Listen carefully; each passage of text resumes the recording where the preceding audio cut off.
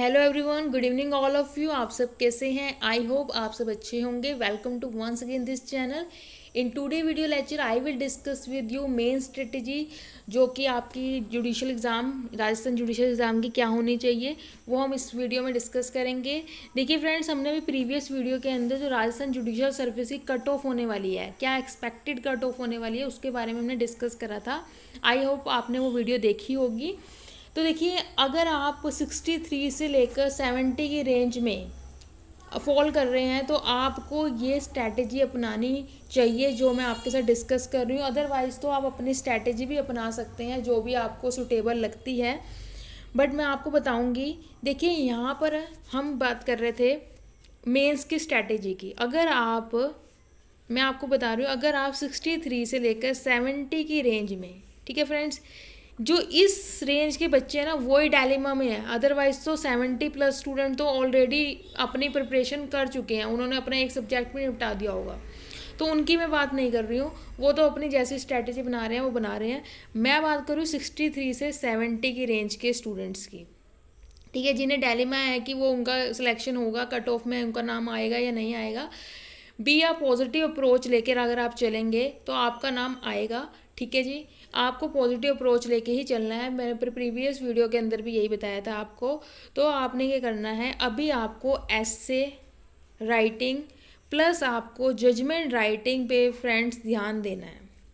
अगर आप इन दोनों पे ध्यान देंगे तो ट्रस्ट मी, आपका 50% सिलेबस कवर अप हो जाएगा और आप भी उन बच्चों के साथ शामिल हो जाएंगे जो अपनी 70+ की रेस में है, ठीक है। जब आपका रिजल्ट आएगा ना, तो आपके बिल्कुल टाइम नहीं रहेगा कि आप जजमेंट राइटिंग करेंगे या एसे राइटिंग करेंगे। आपका बहुत बर्डन आ जाएगा उस टाइम, क्योंकि बच्चों ने ऑलरेडी जो है अपना सिलेबस कवर अप कर लिया है, ठीक है। जो हरियाणा दे रहे हैं और जिनका राजस्थान के अंदर भी 70+ स्कोर है, आप उनको ध्यान में देके चलिए ना, कि उन्होंने अपने हरियाणा की तो तैयारी कर रखी है। हरियाणा के जो मेजर सब्जेक्ट है उनकी तो तैयारी उनके ऑलरेडी हो चुके हैं, नोट्स भी प्रिपेयर हैं, ठीक है। उन्होंने तो रिवीजन करनी है।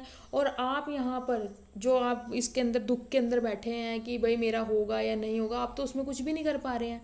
आपको अपना स्टार्टअप लेना चाहिए। और अगर आप 60 to 70 की रेंज में है तो आपको ऐसे राइटिंग प्लस जजमेंट राइटिंग को स्टार्ट कर देना है, क्योंकि आपको एक ध्यान रखना है कि हरियाणा के अंदर जजमेंट राइटिंग नहीं आती है, हरियाणा के अंदर ऐसे आते हैं, उन्होंने ऐसे तैयार कर लिए होंगे। और फ्रेशर जो बच्चे होंगे उन्होंने ऐसे भी नहीं तैयार करे होंगे और जजमेंट राइटिंग भी नहीं तैयार करी होगी। लो सबका प्रिपेयर होगा। तो हमने क्या करना है, इस टाइम को यूटिलाइज करना है और हमने ऐसे और जजमेंट राइटिंग में ध्यान देना है। तो आपने अपने अपने डे को कैसे यूटिलाइज करना है वो मैं इस वीडियो में आपके साथ डिस्कस करूँगी, ठीक है। तो देखो, आपका डेली आपके पास, आप 6 घंटे पढ़ो या 7 घंटे पढ़ो, वो आपके ऊपर डिपेंड है आपने कितना टाइम देना है। तो देखिए, अगर आप 6 आवर भी पढ़ते हैं, ठीक है, 6 आवर भी पढ़ते हैं, तो आपको क्या करना है, अपने 3 आवर अपने ये जजमेंट राइटिंग और एसे को देने हैं और 3 आवर आपने क्या देने हैं, अपने लो को देने, ठीक है। तो आप आसानी से ट्रैकल कर सकते हैं। देखिए, अगर 3 आवर आप जजमेंट राइटिंग को दे रहे हो, जजमेंट राइटिंग में आपको ज़्यादा कोई उसमें वो मास्टरिंग नहीं करनी है, आपने उसके अंदर उसका फॉर्मेट होगा, उसको लर्न करना है, उसको राइट करना है और उसको एकदम बार बार बार बार उसको रिवाइज करना है। क्योंकि देखिए, आपको नहीं पता कि जजमेंट राइटिंग में कौन सा टॉपिक आ जाएगा, मीन्स कौन से मैटर पे आपको जजमेंट राइटिंग आ जाएगी। सिविल और क्रिमिनल दोनों में जजमेंट राइटिंग आती है, तो आपको नहीं पता कि आपको कौन सा सेक्शंस आ जाएगा जजमेंट राइटिंग में लिखने के लिए, 302 आ जाएगा क्या, किसके ऊपर आ जाएगा, ठीक है। तो आपको फॉर्मेट पता होना चाहिए सबसे पहले, ठीक है। तो जजमेंट राइटिंग में आपको फॉर्मेट तैयार रखना है अपना। और ऐसे के लिए आपको जो ऐसे आते हैं, इसके अंदर 3 ऐसे आते हैं, आपको याद रखने हैं। 3 ऐसे आते हैं इसके अंदर, 50 मार्क्स का होता है ऐसे का, ठीक है, इंग्लिश के अंदर, हिंदी के अंदर भी। तो आपको ये देखना है कि इसमें करंट टॉपिक पे ऐसे आते हैं, एक लीगल टॉपिक पे इस पे ऐसे आते हैं, और एक इनके राजस्थान में, पहले राजस्थान स्पेशलिस्ट ये ऐसे पूछते थे, बट अब नहीं पूछते वो, तो आपको तब भी तैयार रखना है। तो आपको अभी करंट टॉपिक जो भी हैं उनके ऊपर ऐसे तैयार कर लेने हैं, और लॉ के ऊपर जो भी टॉपिक हैं उनके ऊपर ऐसे तैयार कर लेने हैं। तो आप पॉइंटर बना के रख लीजिए और उनको स्ट्रक्चर वे में लिख के देख लीजिए, तो आपका ऐसे भी तैयार हो जाएगा, ऐसे का जो मटेरियल होगा वो तैयार हो जाएगा।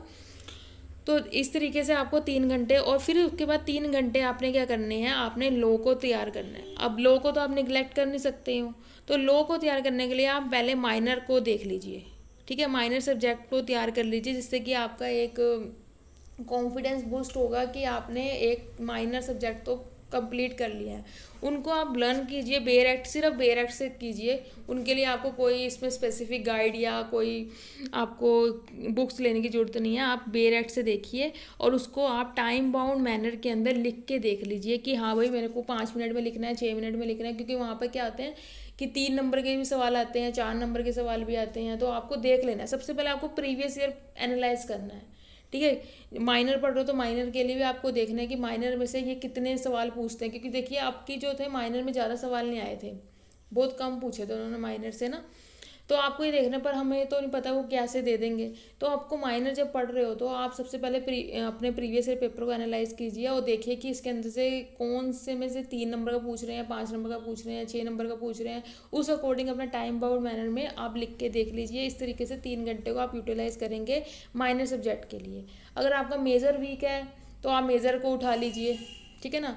अगर आपने कॉन्फिडेंस बूस्ट करना है कि हाँ भाई मेरा कॉन्फिडेंस बूस्ट हो जाए, इतने रिजल्ट भी आ जाएगा, तो आप अपने माइनर को देख लीजिए। तो मैं आपको यही एडवाइस करूँगी कि साइड बाय साइड आप जजमेंट राइटिंग, ऐसे राइटिंग कीजिए। क्योंकि आप फुल डे तो ये एक सब्जेक्ट लेके नहीं बैठे रहेंगे ना, तो जजमेंट भी कीजिए, ऐसे भी कीजिए और अपना माइनर भी कीजिए सब्जेक्ट को, ठीक है। इस अकॉर्डिंग आप करेंगे तो आपका टाइम भी अच्छी तरह से यूटिलाइज होगा और एक दिन वो दिन भी आ जाएगा जब आपका रिजल्ट आएगा और आपके कट ऑफ के अंदर आपका नाम भी आ जाएगा, ठीक है जी। तो यहाँ पर मैंने आपको ये बता दिया है। अब देखिए कल के लिए जो एस्से का टॉपिक है आपको तैयार रखना है, वो आपने रखना है 1 नेशन 1 इलेक्शन, ठीक है। इसके ऊपर आपने अपना मटेरियल तैयार रखना है। कल हम डिस्कस करेंगे अगर वीडियो बनाकर जो कि बेस्ट होगा।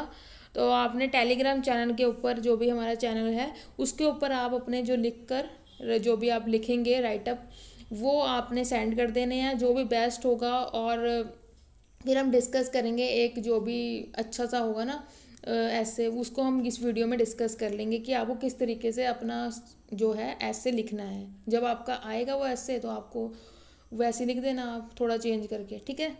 तो अगली वीडियो मिलते हैं हम। जब तक के लिए ऑल दी बेस्ट। आप प्रिपरेशन कीजिए, ये नहीं है कि चिंता में बैठे रहिए कि भाई जब मेरा नाम आएगा तभी मैं तैयारी करूँगी, ऐसा ना सोचिए। क्योंकि उस टाइम आपका बिल्कुल टाइम नहीं होगा, ठीक है। तो चलिए बाय, और हम मिलते हैं अगली वीडियो में। अगर आपकी कोई क्वेरी है तो आप मेरे से पूछ सकते हैं कमेंट बॉक्स में कमेंट करके। I will definitely give the answer of your query. All the best for your exam.